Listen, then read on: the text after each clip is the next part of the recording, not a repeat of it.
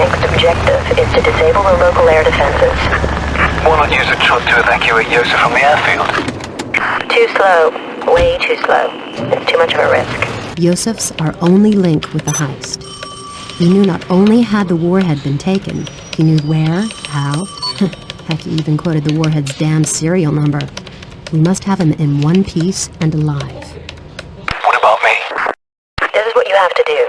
Immediately infiltrate the SAM battery. You will find explosives here.